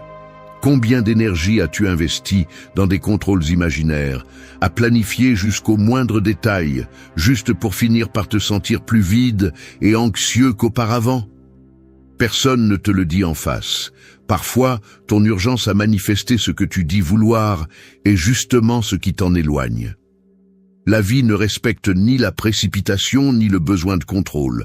Elle ne répond qu'à la clarté et à la détermination tranquille. Agir depuis le vide et l'urgence, c'est comme te jeter à l'eau avec les poches pleines de pierres en espérant flotter. Et voici la phrase que tu ne veux pas entendre. Rien de vrai ne naît du désespoir. Si chaque décision que tu prends est teintée de peur de perdre, de te sentir insuffisant sans ce résultat, tu as déjà perdu avant de commencer. C'est toi qui t'attaches à une dette émotionnelle impossible à rembourser, poursuivant validation ou sécurité dans l'extérieur. Ne confonds pas désir avec urgence. Le premier peut être une force puissante. Le second, une chaîne qui t'entraîne vers l'anxiété, vers l'autodestruction silencieuse, vers ce sentiment que rien n'est suffisant. Le stoïcisme exige de toi une honnêteté brutale. Veux-tu vraiment évoluer ou veux-tu juste cesser de te sentir mal à l'aise pendant un moment? Si tu n'es pas capable de lâcher le résultat, d'agir avec conviction et ensuite de laisser aller, tu deviens esclave de tes propres objectifs. Désirer sans attachement, c'est entraîner le muscle de la confiance. Il s'agit de pouvoir regarder ce que tu veux en face, de reconnaître la valeur que cela a pour toi, et pourtant de ne pas hypothéquer ta paix mentale une seconde de plus. Cela signifie agir, oui, mais le faire depuis un centre de gravité propre, pas depuis l'urgence de celui qui se sent incomplet. C'est ta souveraineté. La plupart échouent parce qu'ils veulent forcer le temps, parce qu'ils exigent des garanties avant de lever le petit doigt. Mais la vie ne fonctionne pas selon tes conditions. La sérénité est un filtre qui te permet de voir avec précision ce qui compte vraiment et d'agir seulement quand c'est nécessaire. Le reste est du bruit mental, un gaspillage inutile d'énergie et des justifications qui ne te soulagent que temporairement mais te plongent à long terme. Si tu oses désirer sans attachement et agir sans urgence, tu entres dans un autre niveau de jeu. Celui qui n'a pas besoin attire, celui qui supplie repousse. Ne te laisse pas tromper. La véritable manifestation ne se produit pas lorsque tu exiges tout immédiatement, mais lorsque tu as appris à attendre sans perdre la foi, à te déplacer sans perdre le calme, à travailler sans perdre la dignité. C'est à ce moment-là que tu cesses de mendier des résultats et commences à les recevoir. Il ne s'agit pas de ne rien vouloir, il s'agit de ne pas en avoir besoin pour te sentir entier. C'est ainsi qu'on gagne vraiment. 2. Trouve du pouvoir dans le moment présent. Tu franchis la porte de ta maison après une longue journée et automatiquement, tu vérifies ton téléphone, tu enlèves tes chaussures presque sans t'en rendre compte, tu penses à ce qu'il reste à faire demain. Tu repasses ce qui est resté en suspens, ce que tu n'as pas dit, ce que tu n'as pas réussi. Ton corps est ici, mais ta tête a déjà sauté ailleurs, comme si cet instant n'était qu'une formalité entre deux préoccupations. C'est ainsi que fonctionnent les mécanismes mentaux qui te volent ta présence. L'esprit lance des hameçons vers le futur, collectionne les erreurs du passé et te maintient dans une dette constante envers un moment qui n'arrive jamais. Tu vis piégé dans l'anticipation, croyant que le prochain objectif, la prochaine conversation, la solution au problème vont te rendre quelque chose que tu sens perdu. Mais ce quelque chose n'apparaît jamais, car tu ne t'arrêtes jamais pour être véritablement là où tu es. Le pouvoir du moment présent est plus qu'une belle phrase ou un cliché motivationnel. C'est le seul outil réel que tu as pour changer ton expérience. Lorsque tu es dispersé, tu deviens esclave de scénarios hypothétiques et de ce qui se serait passé si, perdant l'opportunité d'utiliser ce que tu peux réellement contrôler, ton attention. Le monde extérieur ne va pas cesser d'exiger, mais tu peux choisir de ne plus répondre en pilote automatique. C'est ici que les stoïciens faisaient la différence. Leur entraînement consistait à reprendre le contrôle de l'esprit, à refuser de vivre comme des otages de l'anxiété ou de l'attente. Chaque fois que tu renonces au présent, tu remets ta force à ce qui n'existe pas. Reconnaître ce mécanisme est inconfortable. Il y a des parties de toi entraînées à fuir l'inconfort, à remplir chaque silence avec des distractions, à couvrir l'insatisfaction avec du bruit extérieur. Mais ce vide que tu ressens n'est pas dû à l'environnement, mais à l'habitude de t'abandonner dans le seul endroit où tu peux influencer, ici et maintenant. Tu n'as pas besoin de techniques ésotériques ni de formules compliquées. Ce qui manque, c'est le courage de regarder en face cette seconde et de te rendre responsable de ce que tu penses et ressens. La présence est un muscle qui s'atrophie par négligence. Chaque fois que tu te surprends à fuir vers le futur ou à te réfugier dans le passé, tu entraînes ton incapacité à manifester quelque chose de réel. Ne te méprends pas. Être présent n'est pas se résigner ni cesser de rêver. Il s'agit de t'ancrer dans ta seule plateforme de pouvoir. Le désir n'a de force que si tu l'enracines dans le maintenant. Le futur n'existe pas au-delà de ce que tu construis en cet instant. Tu peux avoir les objectifs les plus grands, mais si ton énergie se disperse dans des scénarios imaginaires, tu perds en précision, tu perds en magnétisme, tu perds le contrôle. Ce que tu choisis de croire en cette seconde détermine la qualité de tes actions et la direction de ta vie. Le moment présent est ta seule garantie. C'est ici que se définit ton caractère. Il y a une dignité que l'on trouve uniquement dans la vigilance intérieure, dans la décision consciente de ne pas offrir ton énergie au chaos de ce que tu ne peux pas contrôler. L'anxiété perd de sa force lorsque tu reconnais que rien d'important ne se passe en dehors de cet instant. Celui qui entraîne la présence entraîne sa liberté. C'est ce que les stoïciens ont compris mieux que quiconque. La réalité n'est pas ce qui se passe dehors, mais ce que tu choisis de soutenir à l'intérieur, en ce moment même. Tout le reste est une dette qui ne se paie jamais. 3.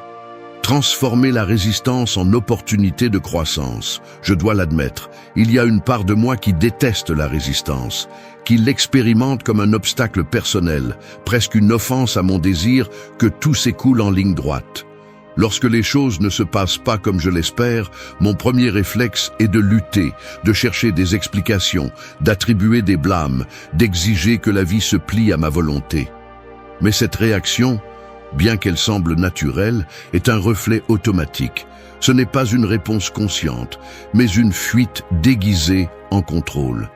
Si j'analyse cela avec honnêteté, je vois que la résistance n'est pas l'ennemi, mais un indicateur précis de où se trouvent les limites auto-imposées, les schémas mentaux que je préfère ne pas remettre en question.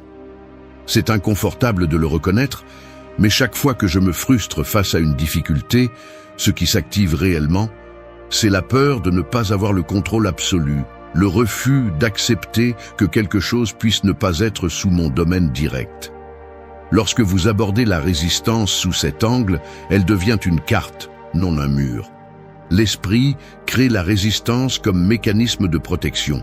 Il cherche à vous maintenir sur un terrain connu, même si ce territoire est limité, répétitif ou douloureux. Il préfère l'inconfort familier plutôt que le risque du nouveau, car là, au moins, il sait comment réagir, quoi attendre. Cet confort toxique est ce qui vous maintient petit.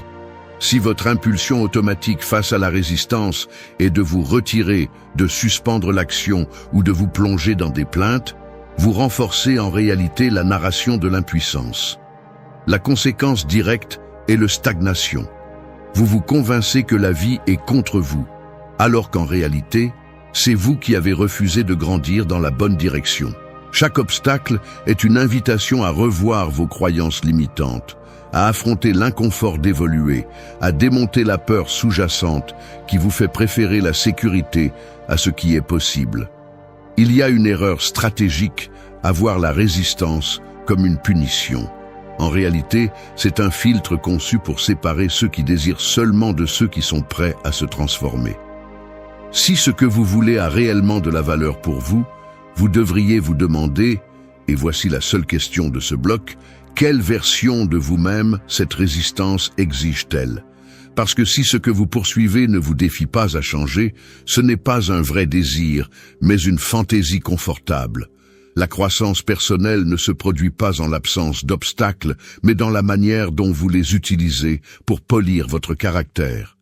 Chaque difficulté, chaque refus, chaque retard est une opportunité d'entraîner la patience, la clarté mentale et l'adaptabilité.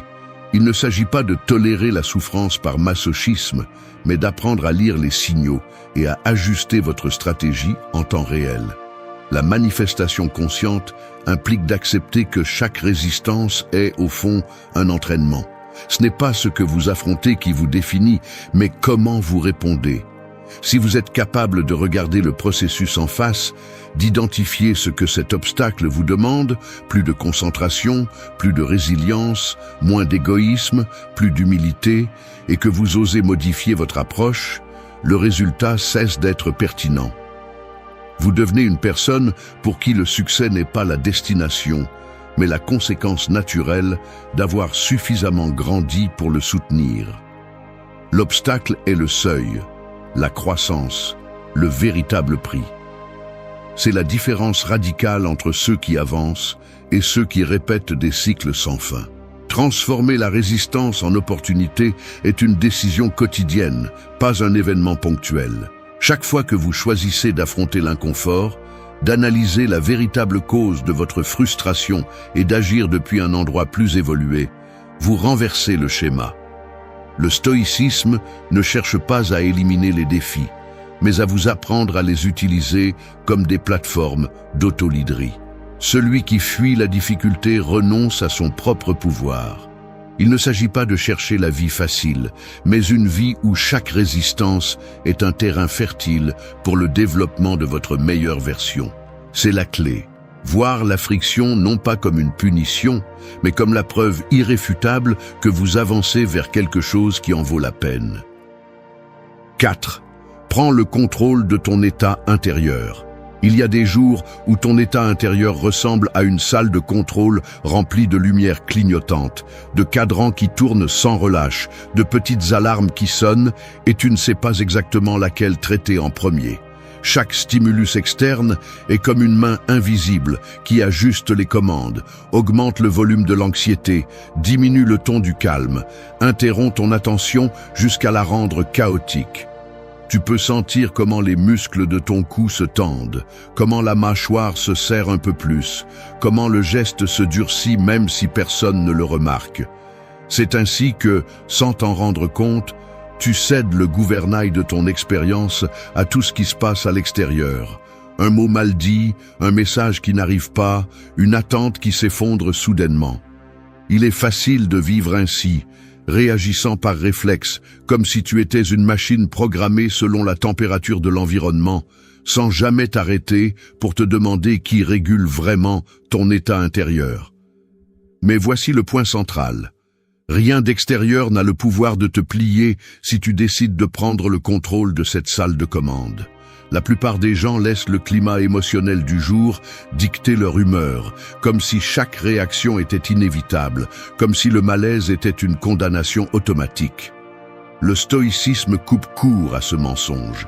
Les anciens savaient que la véritable autorité ne dépend pas de ce qui t'arrive, mais de la manière dont tu choisis de le traiter. Tu peux t'observer presque de l'extérieur. Tu remarques le pouls accéléré quand quelque chose t'irrite. Tu reconnais la tension dans les épaules, la respiration saccadée. Au lieu de te laisser emporter, tu fais une pause délibérée. Tu prends de l'air, relâches ton corps, adoucis ton regard. C'est un acte apparemment petit, mais c'est là que se produit le miracle. Tu n'es pas l'esclave de tes impulsions, tu les reconnais et choisis ta réponse. Le calme est une décision, pas une coïncidence. C'est une phrase qui vaut de l'or. Le contrôle intérieur ne signifie pas s'anesthésier ni réprimer ce que tu ressens. C'est plutôt ajuster le focus, tout comme tu régules la netteté d'une image. Tu enlèves le filtre de l'urgence, réduis la saturation du drame et commences à distinguer l'essentiel de l'accessoire. Une mauvaise nouvelle ne devient pas une sentence, une critique n'est pas une dague, un retard n'est pas une catastrophe. Tu commences à remarquer la différence entre réagir et répondre. Réagir est automatique, presque animal. Répondre est un acte conscient, un exercice de pouvoir intérieur. C'est ici que la manifestation réelle trouve son terrain fertile. Tu ne peux attirer que ce qui est en harmonie avec ton état intérieur. Et cet état est une construction quotidienne, pas un accident. Il y a un geste presque imperceptible qui sépare celui qui maîtrise son état de celui qui vit à la merci du chaos. La capacité de se tenir debout au milieu de la turbulence, de rester centré alors que tout invite à perdre son axe. Tu n'as pas besoin de grands discours ni de philosophies alambiquées. Il te suffit de te rappeler que le seul endroit où tu peux agir avec autorité est ton propre centre émotionnel. Le monde peut être en désordre, les gens peuvent être imprévisibles, les circonstances peuvent changer sans préavis, mais ta réaction t'appartient. Rien d'extérieur ne peut te voler la paix sans ta permission. Gravez cette phrase dans ta mémoire. C'est un entraînement, pas une inspiration passagère. Chaque fois que tu choisis de ne pas céder à l'irritation, que tu transformes l'inquiétude en action sereine, que tu échanges la plainte contre une décision, tu renforces les fondations de ton autodiscipline. Ce n'est pas la perfection, c'est la pratique. Les stoïciens n'étaient pas des saints, ils étaient des humains qui se fatiguaient, se frustraient, mais ne déléguaient jamais la clé de leur état intérieur à d'autres mains. La véritable autorité commence dans ta manière de ressentir et se reflète dans la qualité de ce que tu projettes. Si tu veux manifester quelque chose de grand, commence par nettoyer ta salle de contrôle. Le reste viendra tout seul. 5. Choisis quand agir, quand attendre. Agir sans savoir attendre, c'est saboter son propre processus. La plupart des gens ne échouent pas par manque de talent ou de ressources, mais à cause de cette compulsion enfantine de vouloir forcer chaque résultat, de confondre mouvement et avancement, de croire que la vie ne récompense que celui qui ne s'arrête jamais. On t'a entraîné à ressentir de la culpabilité lorsque tu ne fais rien, comme si la valeur personnelle dépendait d'être toujours occupé, toujours en train de pousser, toujours au bord de l'épuisement. Mais cette urgence ne te rend pas plus productif, elle te rend seulement plus aveugle aux signaux qui t'indiquent quand il est temps d'avancer et quand il est temps de rester calme. Il est inconfortable de le reconnaître, mais ton anxiété à agir est le masque parfait pour ne pas affronter la peur de rester immobile et de regarder ta propre insécurité en face. Certains remplissent leur journée de tâches inutiles juste pour ne pas entendre le vide en arrière-plan. D'autres se paralysent en attendant une certitude absolue qui n'arrive jamais. Les deux extrêmes sont deux formes de lâcheté déguisées en stratégie. Ne confonds pas l'action avec la réaction automatique. Prendre une décision sous la pression, l'impatience ou la peur de l'immobilisme est un investissement émotionnel qui a des intérêts très élevés. Chaque fois que tu agis sans clarté, tu alimentes seulement la confusion et tu t'éloignes de tout résultat authentique. Le stoïcisme ne te demande ni résignation ni passivité. Il exige de la précision.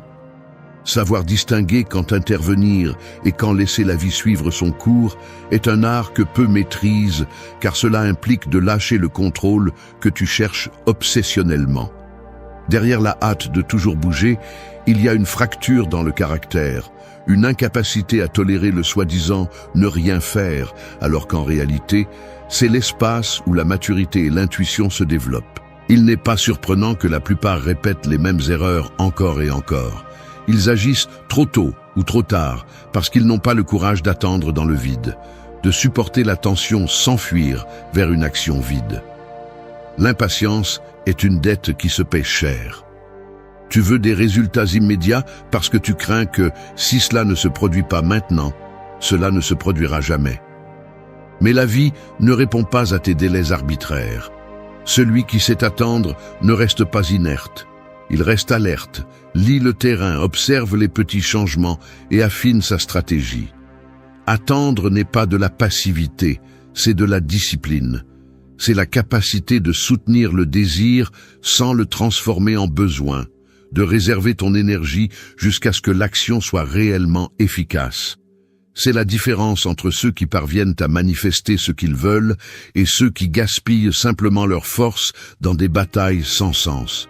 Agir à contretemps, c'est perdre deux fois. Tu perds l'effort et tu perds l'opportunité.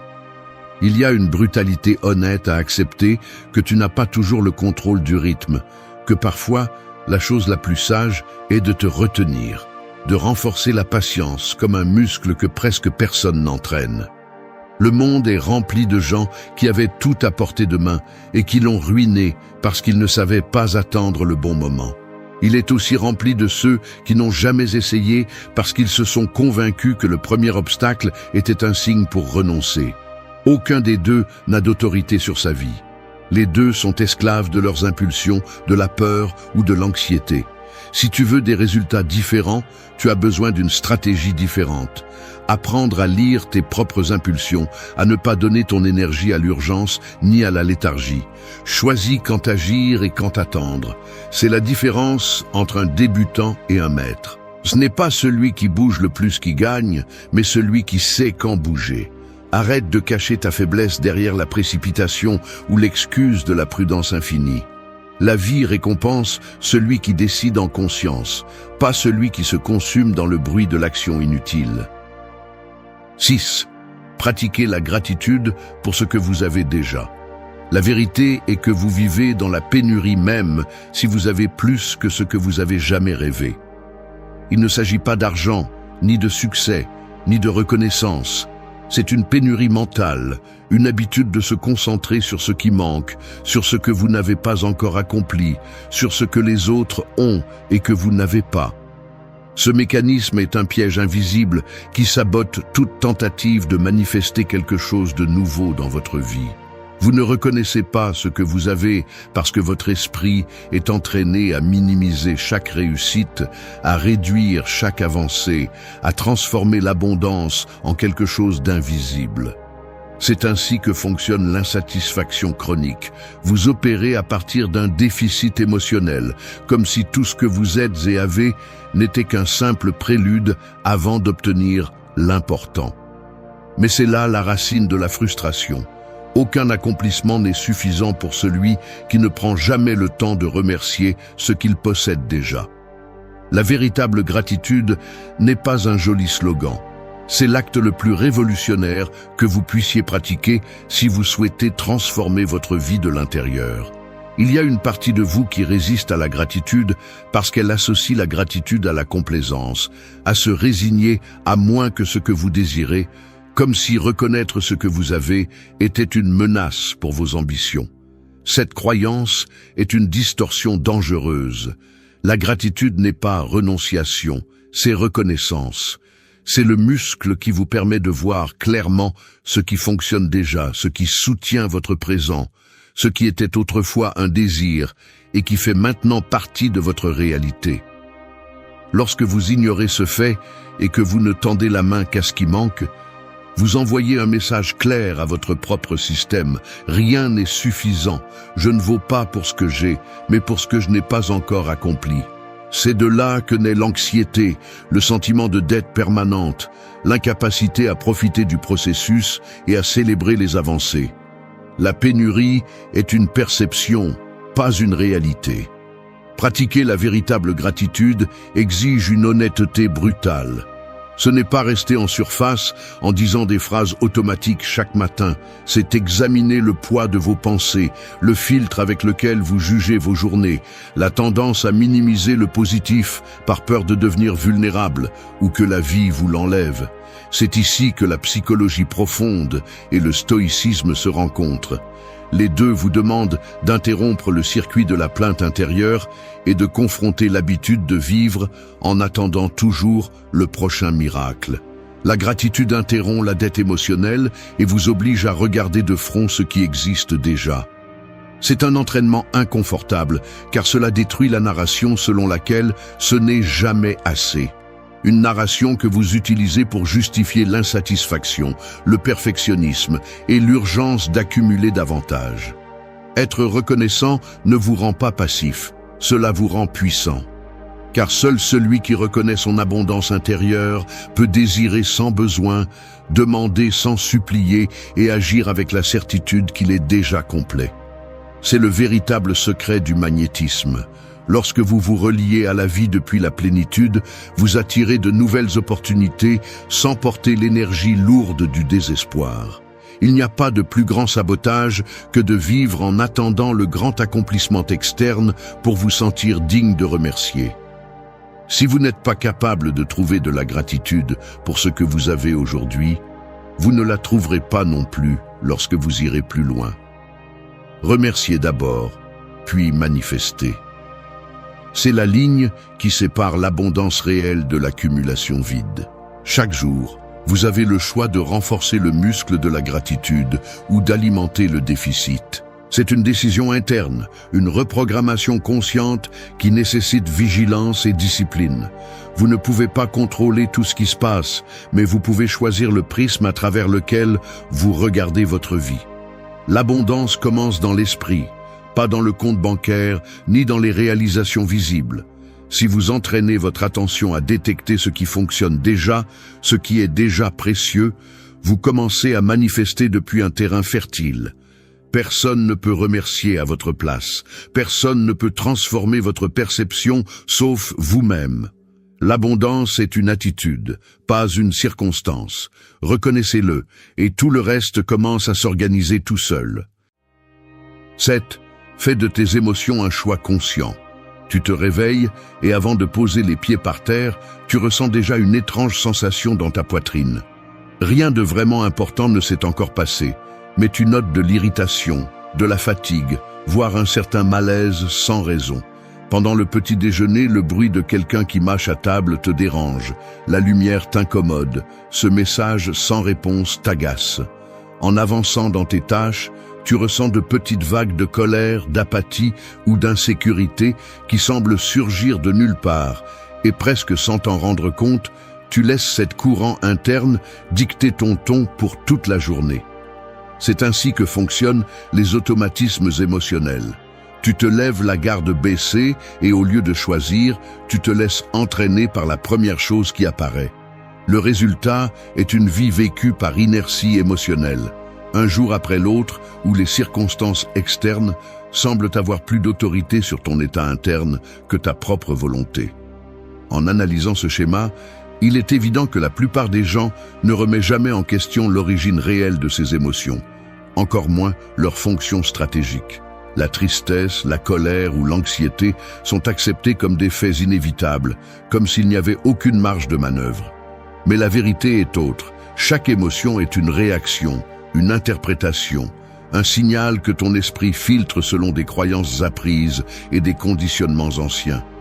Le premier pas vers la souveraineté émotionnelle n'est pas de réprimer ce que tu ressens, mais d'identifier d'où cela vient, quel message cela t'envoie, et si ce message a du sens dans le contexte actuel ou s'il n'est qu'un résidu du passé. Lorsque tu ne fais pas cet exercice, ta vie devient une réaction en chaîne, une succession de virages brusques où tu ne tiens jamais le gouvernail plus de quelques minutes. Émotions non gérées, décisions hypothéquées. C'est l'équation silencieuse qui te coûte chaque jour. Le stoïcisme ne te demande pas d'être insensible, ni de devenir de pierre. Sa proposition est beaucoup plus radicale. Il te demande de prendre le contrôle délibéré de ta réponse émotionnelle. Tu ne peux pas éviter de ressentir, mais tu peux choisir comment tu traites, canalises et utilises ce poids. Le défi est de rompre l'habitude de blâmer l'environnement pour chaque changement d'humeur et de reconnaître que les émotions ne sont pas des sentences, mais de l'information. Tu peux t'entraîner à distinguer entre ce qui est utile et ce qui n'ajoute qu'un poids inutile. Chaque fois que tu choisis de ne pas réagir automatiquement, mais de faire une pause et de revoir l'origine de ton émotion, tu renforces ce muscle invisible qui sépare ceux qui vivent à la merci de l'environnement de ceux qui construisent leur état interne. Là où il y a choix, il y a pouvoir. C'est aussi simple que cela et aussi difficile. Il ne s'agit pas de nier les moments de basse énergie ou la douleur légitime, mais d'éviter qu'ils ne s'emparent de ta narration. Si tu permets à chaque stimulus externe de définir le scénario de ta journée, ton caractère se dilue et ta capacité à manifester quelque chose de propre s'évanouit. La maîtrise émotionnelle n'est pas une fantaisie de contrôle absolu, mais un entraînement quotidien où tu décides, encore et encore, si tu cèdes ton énergie à l'irritation, au ressentiment ou à la peur, ou si tu choisis une attitude plus utile, plus alignée avec ce que tu veux construire. La résignation est confortable, le choix conscient coûte, mais c'est le seul chemin vers la véritable liberté intérieure. La psychologie profonde le confirme. Ta réaction émotionnelle habituelle est une empreinte, une habitude que tu peux réécrire si tu as le courage de la remettre en question en temps réel. L'émotion surgit, tu l'observes, tu la traites, et seulement alors tu décides si tu l'alimentes ou si tu la laisses passer. Laisseras-tu ton état interne au hasard ou feras-tu du ressenti une stratégie et non une condamnation? Celui qui maîtrise ses émotions maîtrise son destin. C'est là que commence la véritable manifestation. 8. Fais confiance au rythme naturel de la vie. Je dois l'admettre, j'ai du mal à supporter la lenteur avec laquelle ma vie avance parfois.